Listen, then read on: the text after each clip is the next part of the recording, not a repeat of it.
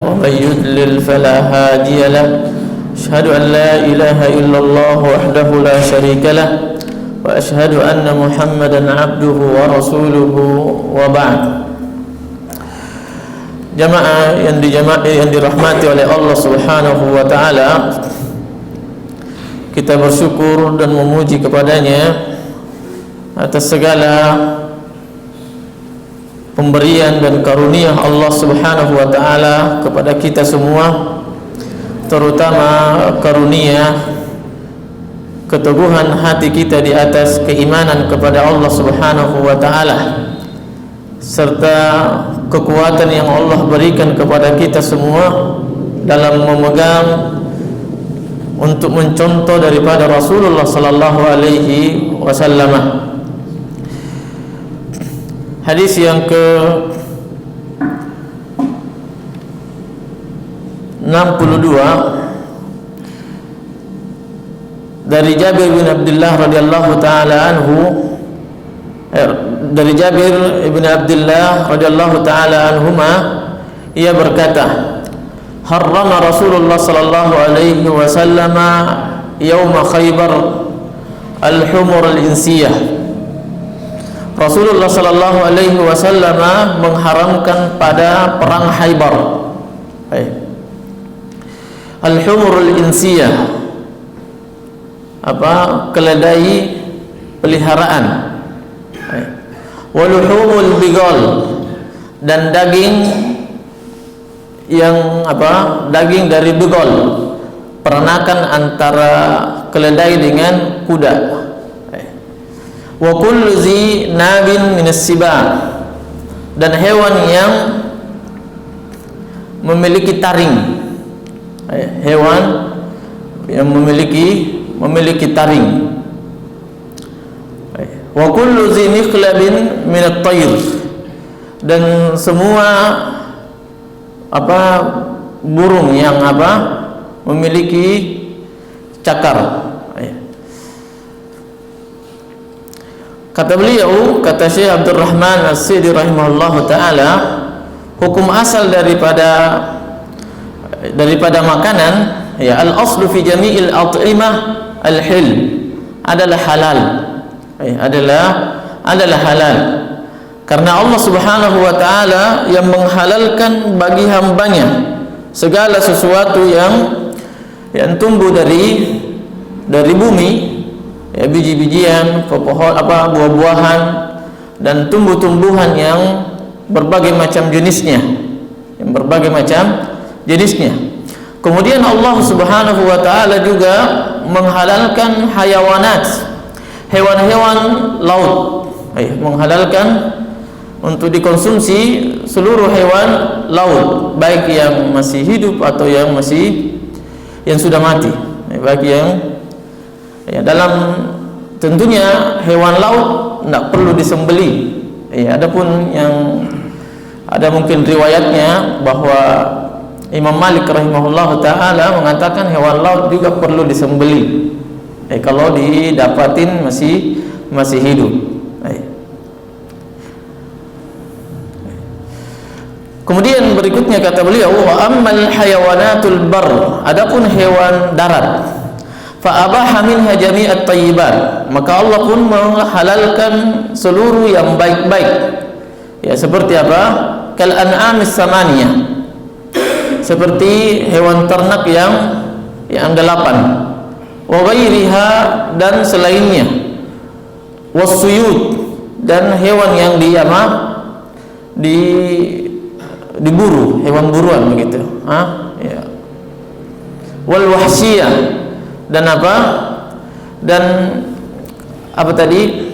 keledai yang liar, keledai liar, ataupun hewan atau burung yang liar, burung yang liar. Kemudian Allah Subhanahu wa taala di dalam hadis ini, atau Rasulullah SAW menyebutkan dalam hadis ini, beberapa hewan yang diharamkan oleh Allah Subhanahu wa taala. Tentunya Allah Subhanahu wa taala tidak mengharamkannya kecuali karena di sana ada mudarat. yang kemudian Allah Subhanahu wa taala menentukannya bahwa hewan ini haram, hewan ini yang halal. Yang kemudian Allah Subhanahu wa taala menyebutkan tadi keledai peliharaan, kemudian Rasulullah SAW mengharamkannya dikarenakan apa? Innaha rijsun, karena itu adalah najis. Itu adalah najis.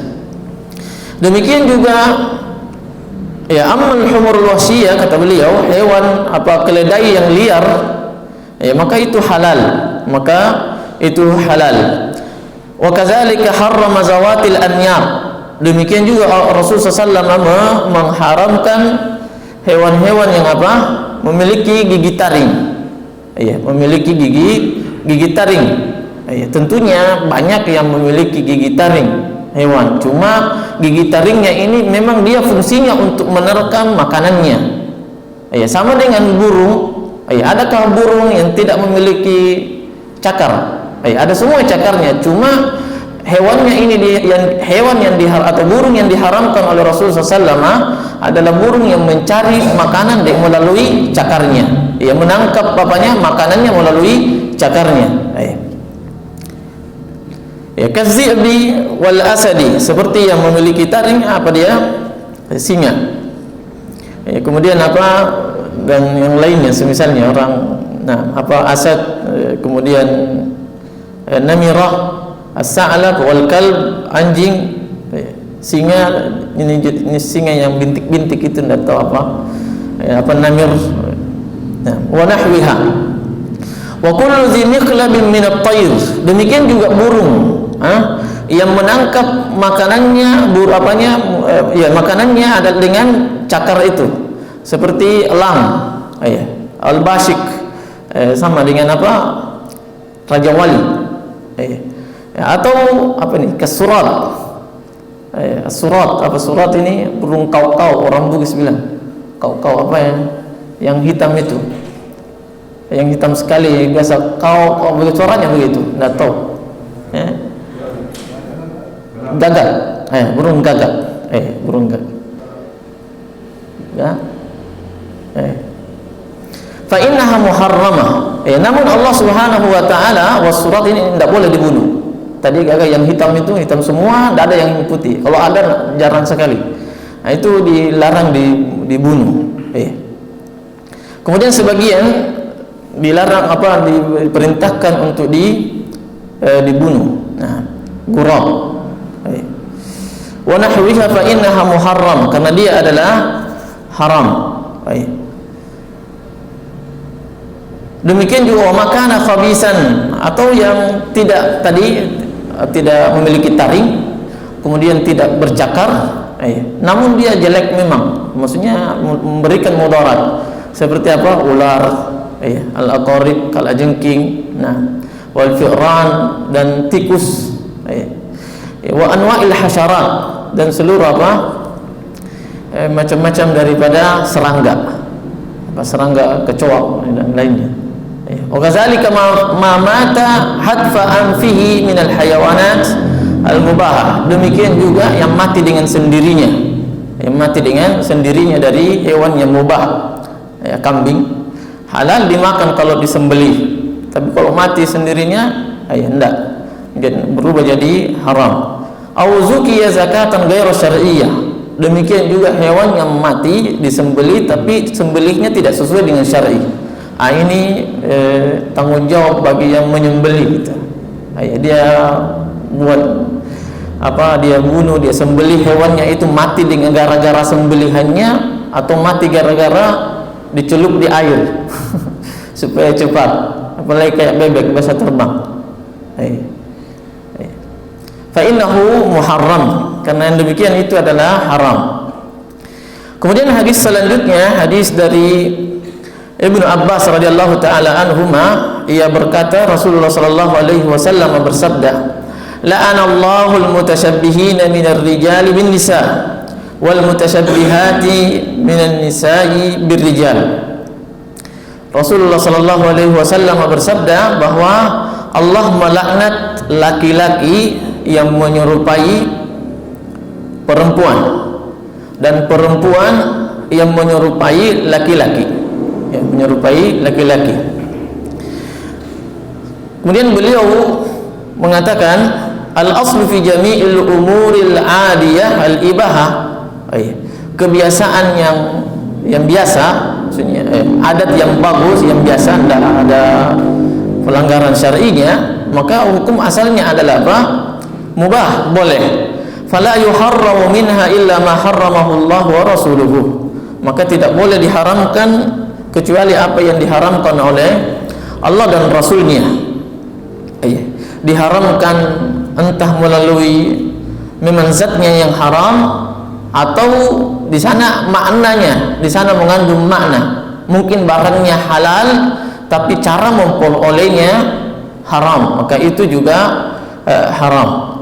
Maka kata beliau, imma li zatihi kal maghsub, entah karena zatnya seperti yang diambil tanpa izin, ya, wa ma khabusa maqsabuhu min haqqir rijal, dan apa saja yang dilakukan oleh apa laki-laki atau perempuan, apa saja yang jelek atau perbuatan yang jelek yang dilakukan oleh laki-laki dan perempuan. Kenapa diharamkan? Imma li takhsisi al-hilli bi ahadis sinfain, terkadang ada yang diharamkan dikarenakan kekhususan bagi yang lainnya, bagi yang lainnya. Seperti apa? Emas itu halal dipakai, tapi bagi perempuan haram bagi laki-laki, haram bagi laki-laki. Sama dengan kain sutra, halal bagi perempuan, haram bagi laki-laki, haram bagi laki-laki. Nah, itu kalau dipakai di badan. Kalau dipakai kayak gelas, maka laki-laki dengan perempuan sama, haram. Sama-sama keduanya diharamkan oleh Allah Subhanahu wa ta'ala. Jadikan piring mungkin piringnya terbuat dari emas, tempat nasinya terbuat dari emas, cuci tangannya dari emas, maka laki-laki dengan perempuan sama di sana. Tapi kalau menggunakan perhiasan di badan, tentunya apa? Tentunya dibolehkan bagi perempuan, haram bagi laki-laki, dan bisa menjadi haram bagi perempuan kalau berlebihan. Kalau berlebihan apanya? Perhiasannya yang mengantarkannya kepada apa? Khuyala, kesombongan di atas orang lain, kesombongan terhadap orang lain, maka itu diharamkan.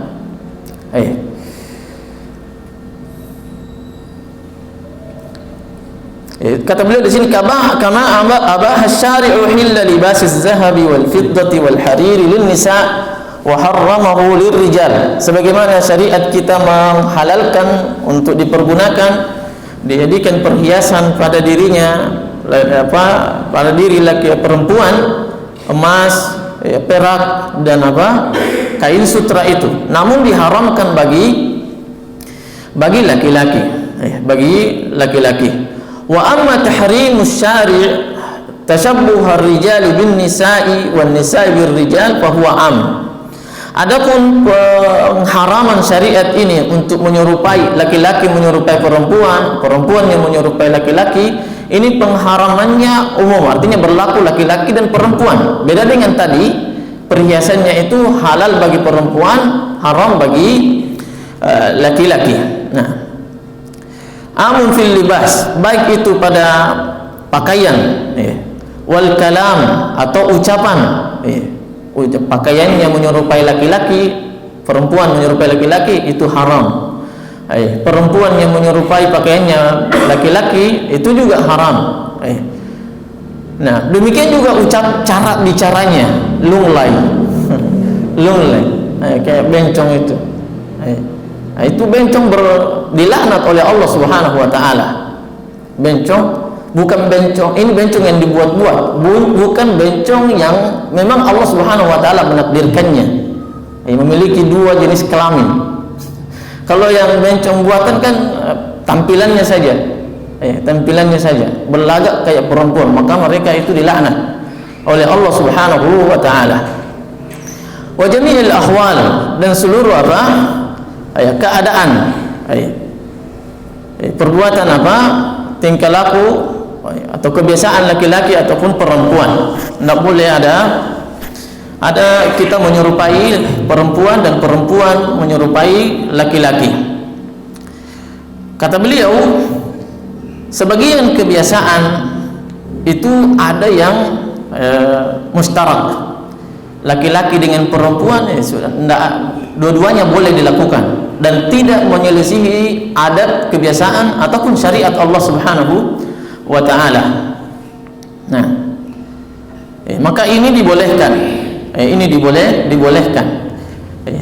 Seperti siapa? Seperti orang duduk naik motor duduk samping.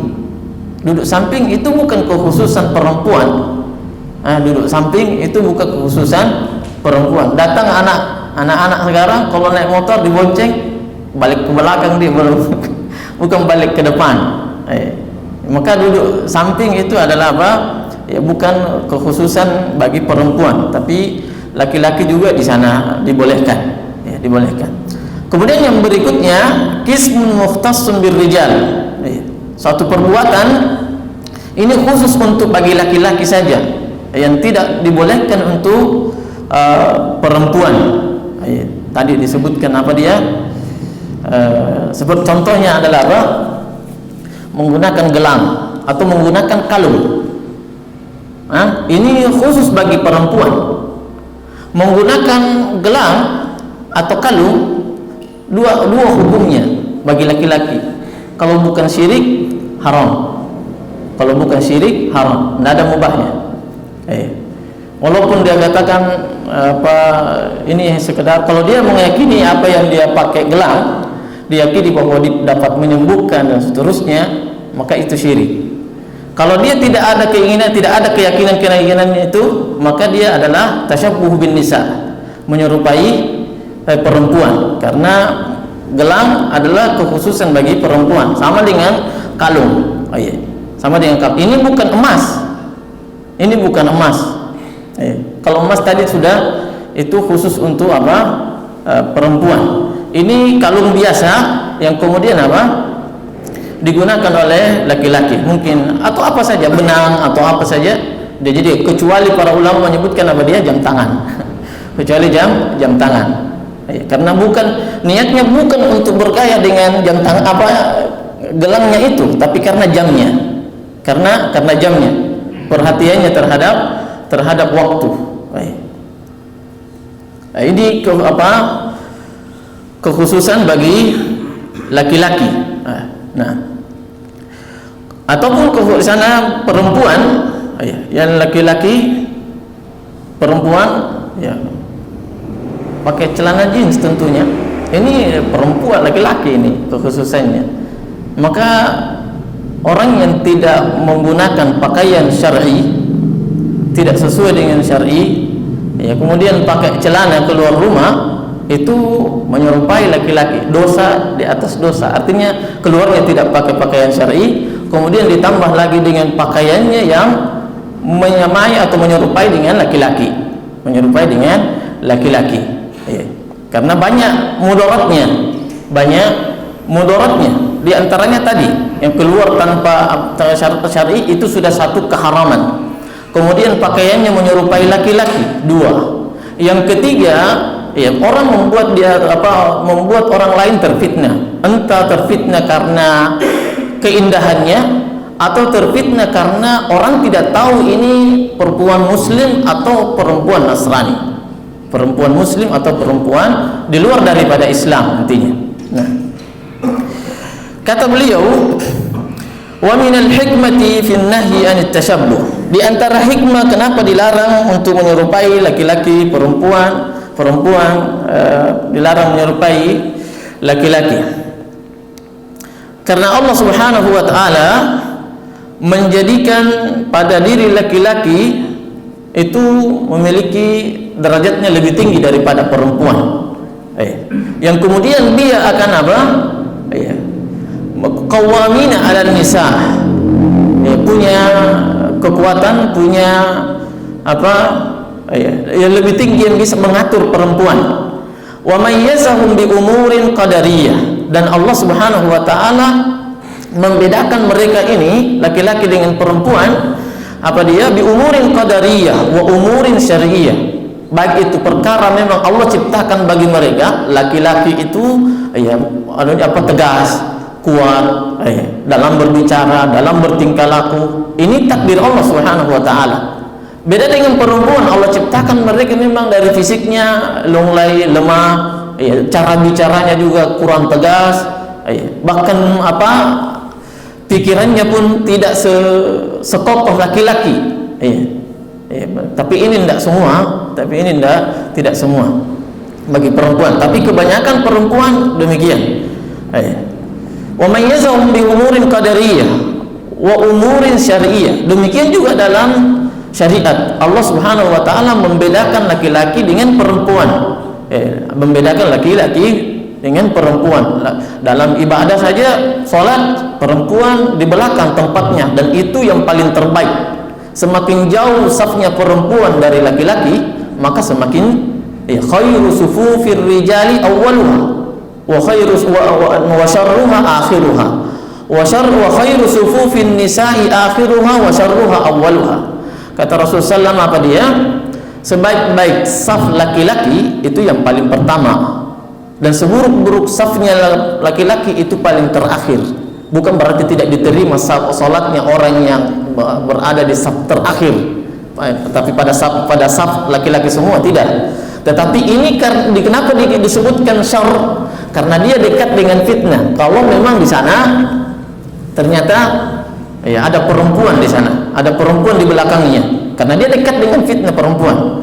Demikian juga perempuan, dia jauh dari laki-laki, makanya dia lebih baik kalau dia berada di belakang. Faqiyamu hadzal tamyiz wa subutu fadilatir rijali 'ala nisa maqsudun syar'an wa aqlan. Adanya perbedaan ini yang harus dilakukan, diperhatikan seorang mukmin. Wa subutu fadilatir rijal, dan adanya ketetapan daripada keutamaan laki-laki daripada perempuan, maksudun syar'an, memang disengaja gitu, disengaja secara syar'i dan secara akal. Secara syar'i dan secara akal. Maka kata beliau, fatashabbuhur rijali, jadi bukan untuk menzalimi perempuan, bukan untuk menzalimi, tapi memang ini adalah aturan. Ini adalah aturan secara akal diterima dan secara syar'i lebih-lebih. Secara akal diterima dan secara syar'i lebih-lebih.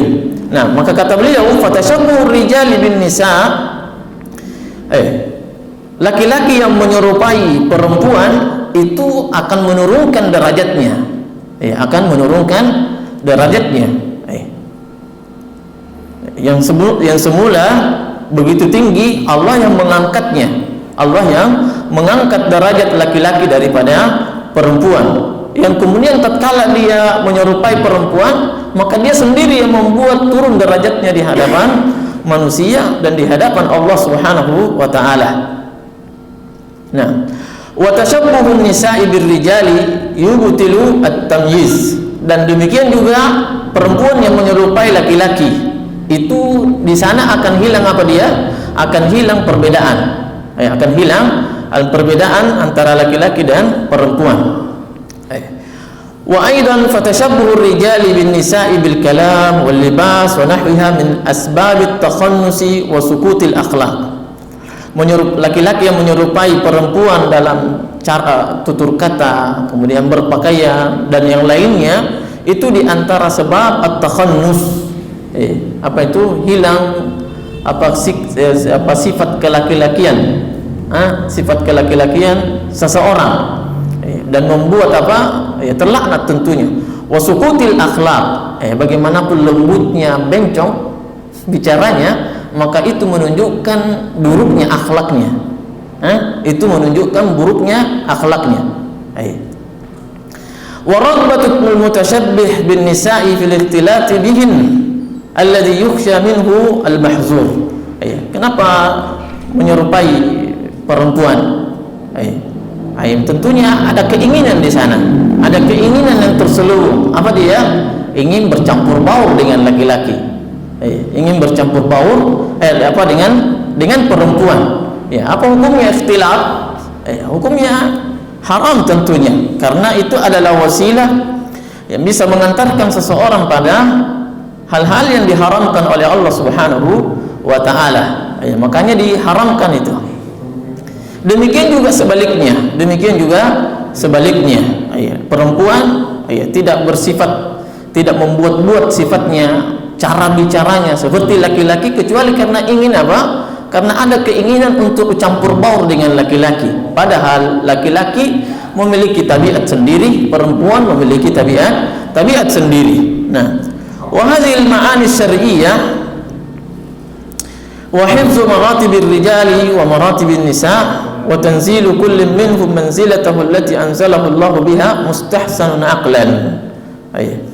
Ini apa? Kata beliau, makna-makna syar'i yang kita petik dari adanya perbedaan laki-laki dengan perempuan itu di sana apa dia? Kemudian ada penjagaan tentang apa? Karakternya laki-laki, kemudian perempuan. Dan ini adalah perkara yang baik. Seluruh manusia menganggap itu baik. Kalau orang dahulu tahu itu, padahal mereka tidak belajar juga secara ilmu syar'i. Tapi orang dulu panjang saja rambutnya itu tidak senang itu. Laki-laki yang panjang rambutnya tidak senang.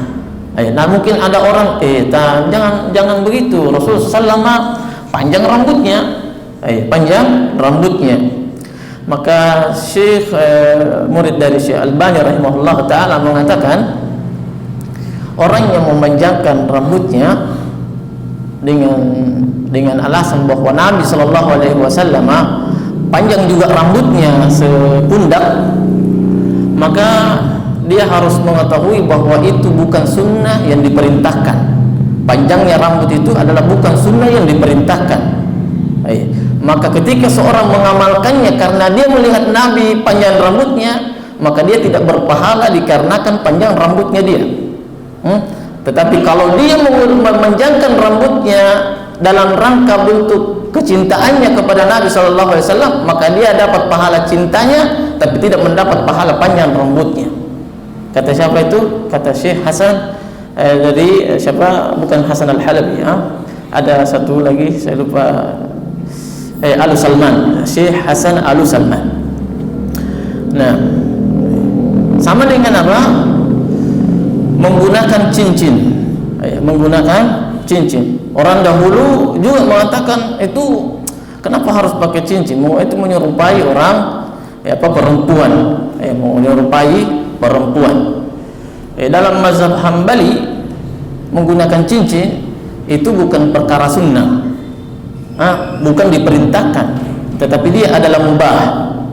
Dia adalah mubah, perkara yang boleh saja begitu.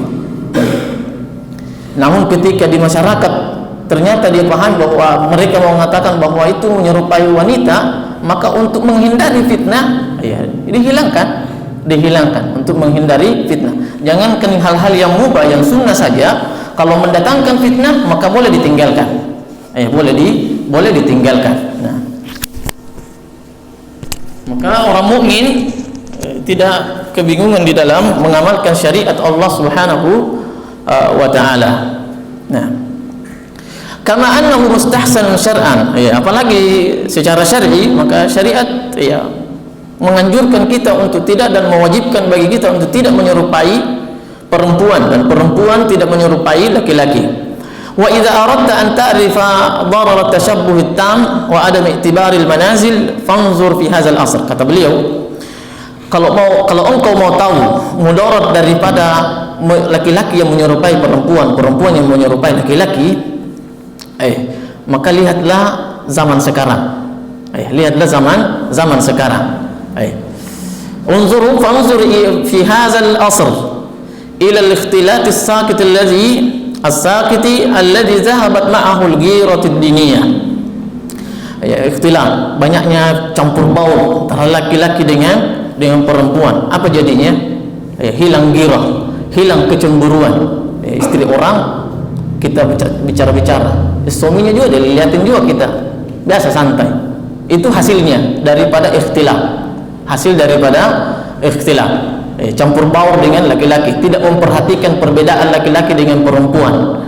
Bukan berarti diharamkan untuk berbicara dengan perempuan. Aisyah radhiyallahu taala anha itu memiliki muridnya senior namanya Masruq, laki-laki tentunya. Artinya apa? Pasti dia bicara dan mungkin dia bisa berduaan begitu. Tapi berduaannya di sini betul-betul dia menjamin dirinya, menjamin dirinya dari apa? Dari fitnah. Kemudian bercampur baurnya itu karena ada manfaatnya. Dan ini juga dalil bahwa apa? Di antara ulama mengatakan mengajar akhwat tidak harus pakai hijab. Mengajar akhwat tidak harus pakai hijab. Mengajar, tapi perempuannya yang pakai pakaian syar'i tentunya. Perempuannya yang pakai pakaian syar'i. Maka tidak dibenarkan terlalu terlalu kaku begitu. Saya anggap begitu. Tidak diharuskan mengajar wanita harus menggunakan itu. Namun itu lebih baik tentunya. Itu lebih baik menggunakan hijab pada antara laki-laki dengan perempuan itu tentunya lebih jauh daripada fitnah. Nah, alladzi zahabat ma'ahul ghirah wal muru'ah. Apa muru'ah? Apa ini bahasanya? Wibawa seseorang. Wibawa seseorang. Wal muru'atul insaniyah. Menghilangkan wibawa seseorang. Perhatikan saja orang yang suka bercerita dengan perempuan, itu orang akan menjaga juga dirinya untuk dekat-dekat sama laki-laki tersebut yang suka bicara dengan perempuan, walaupun pembicaraannya mungkin biasa, walaupun pembicaraannya mungkin hal-hal yang mubah. Wal akhlaqul hamidah, dan juga menghilangkan akhlak. Di antaranya gampang menzalimi wanita, meremehkan mereka, dikarenakan apa? Ikhtilaf, bercampur baur yang tidak sesuai dengan syariat Allah Subhanahu wa taala. Wa halla mahallahu didduhu, kemudian datang akhlak-akhlak yang buruk menggantikan akhlak yang baik tadi. Ghirah hilang, kecemburuan itu hilang. Tatkala istri berbicara, anak kita berbicara dengan anak orang, itu hilang cemburu, menghilangkan kecemburuan. Nah, min kulli khuluqin razil. Seluruh ketika kita tidak mempraktekkan akhlak dan syariat Allah, maka pasti akan tergantikan dengan apa? Akhlak yang baru, yang baik, maka dia pasti digantikan dengan akhlak yang buruk. Pasti digantikan dengan akhlak yang buruk. Wa yusbihu hadza aw huwa ashaddu minhu, yang semisal dengan ini atau bahkan lebih daripada itu, tashabbuhul muslimina bil kuffar, yaitu orang kaum muslimin menyerupai orang-orang kafir fi umurihimul mukhtassah, pada perkara dan urusan mereka orang-orang kafir yang khusus untuk mereka. Contohnya dalam hal ibadah, orang pakai salib. Itu tidak ada, semua orang juga tahu bahwa kalau ada orang pakai salib, semua orang mengatakan bahwa dia adalah orang non-Islam, non-Islam. Dan seterusnya, bergaya dengan gaya mereka, atau menggunakan mungkin berpakaian namun ada gambar-gambar yang menunjukkan bahwa kekhususan mereka, kekhususan orang agama tertentu, agama yang lain, maka ini dilarang. Fa innahu, karena Nabi sallallahu alaihi wasallam mengatakan, man tashabbaha biqaumin fahuwa minhum. Siapa yang menyerupai suatu kaum, maka dia bagian dari kaum tersebut. Dia bagian daripada kaum tersebut. Ini kalimat terakhir ini penting dari apa? Dan ini yang saya pahami, seingat saya ini kalimatnya juga dari Ibnu Qayyim rahimahullah taala. Apa dia? Fa inna tashabbuh az-zahir yad'u ila tashabbuh al-batin. Apa dia? Menyerupai pada penampilan, pakaian dan seterusnya bisa dilihat oleh orang lain menyerupai orang-orang luar daripada Islam, itu menunjukkan apa? Yad'u ila tasyabbuhi al-batin. Itu akan mengantarkan kita juga dalam hati kita kecintaan, kesenangan, menyerupai juga apa yang dia senangi. Apa yang dia senangi. Cinta sama main bola, ya bolanya saja dicintai, permainannya saja dicintai. Jangan menjadikan kecintaan kita terhadap permainan bola membuat kita cinta terhadap orangnya, padahal orangnya kita tidak tahu dia muslim atau orang kafir. Orang kafir. Karena demikian, kecintaan itu senantiasa membuat kita ikut dengan keinginannya, dengan lagaknya, dengan gayanya. Maka kata beliau, ini peringatan, fatashabbuhu bizahir, fatashabbuhu fa inna tashabbuha az-zahira yad'u ila tashabbuhil batin. Menyerupai orang-orang di luar daripada Islam dalam hal pakaian, tutur kata, penampilan, itu akan mengantarkan kita pada menyerupai juga mereka keinginan pekerjaan-pekerjaan hati. Wal wasailu waz zara'i'u ila asy-syururi qasada syari'u hasmaha min kulli wajhin. Kata beliau, wal wasail, dan seluruh wasilah dan perantara yang mengantarkan kita kepada keburukan, maka itulah tujuan syariat kita. Syariat kita bertujuan untuk apa? Hasmaha, memutuskan itu. Maka tadi menyerupai itu bisa mengantarkan kita kepada hal-hal yang haram. Makanya menyerupainya kita kepada orang-orang kafir itu dilarang. Demikian juga laki-laki menyerupai perempuan, karena di sana akan mengantarkan kita pada hal-hal yang haram, perzinahan dan seterusnya. Maka syariat kita berusaha untuk memutuskan hal tersebut supaya tidak terjadi. Maka dijauh-jauhkan memang dari perkara tersebut. Maka al-wasailu, kata kaidah al-fiqhiyah, al-wasailu ta'khuzu hukma al-maqasid, ta'khuzu hukma al-maqasid. Wasilah, perantara itu mengambil hukum tujuan.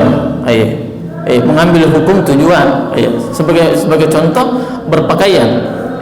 Berpakaian itu adalah mubah. Tapi manakala kita mau melakukan sesuatu yang dipersyaratkan untuk menjadi menutup aurat, maka berpakaian itu menjadi wajib. Maka menutup aurat seperti salat ini wajib. Tidak bisa sah salat kita kecuali menutup aurat. Maka berpakaian atau menutupi aurat menjadi wajib. Demikian juga dalam hal yang haram. Apa yang bisa mengantarkan kita kepada yang haram, maka wasilahnya ini juga menjadi haram. Wasilahnya juga ini menjadi haram. Kemudian hadis yang ke 64 dari Abu Hurairah radhiyallahu taala anhu, ia berkata, Rasulullah sallallahu alaihi wasallam bersabda, "Ma anzalallahu da'an illa anzala lahu shifaa." Rasulullah SAW bersabda, Allah Subhanahu wa taala tidak menurunkan suatu penyakit kecuali Allah juga menurunkan obatnya. Allah juga menurunkan obatnya. Nah, kata beliau di sini, al-inzal huna huwa at-taqdir. Huwa at-taqdir.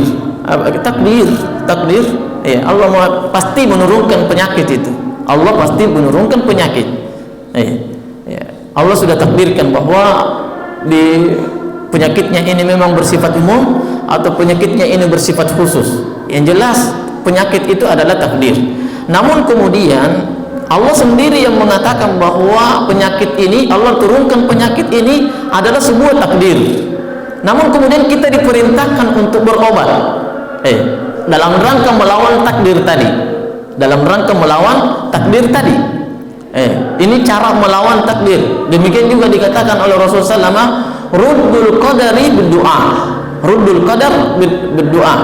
Tolaklah takdir itu dengan apa? Dengan berdoa kepada Allah Subhanahu wa taala. Dan kata para ulama, doa juga bagian daripada takdir. Namun takdir ini Kita di sana diberikan pilihan, diberikan pilihan untuk melakukannya atau tidak, atau tidak. Nah, maka kata beliau, fa fi hadzal hadisi isbatul qada'i wal qadari wa isbatul asbab. Maka hadis ini menunjukkan ketetapan qada dan takdir Allah Subhanahu wa taala, wa isbatus sabab, dan ketetapan adanya sebab. Ketetapan adanya sebab. Apa dia? Sebab kesembuhan itu adalah dengan berobat. Sebab kesembuhan itu adalah berdoa kepada Allah Subhanahu wa taala. Berobat entah melalui dengan yang halal, berobat dengan yang halal, atau berobat dengan menggunakan obat-obatan yang haram. Dua-duanya bisa menghasilkan yang sama, yaitu sembuh. Tetapi kesembuhan dengan menggunakan obat yang halal itu akan diberkahi oleh Allah Subhanahu wa taala, dan kesembuhan yang diperoleh melalui obat-obat yang haram itu akan mendatangkan mudarat dan laknat serta dosa di hadapan Allah Subhanahu wa taala. Subhanakallahumma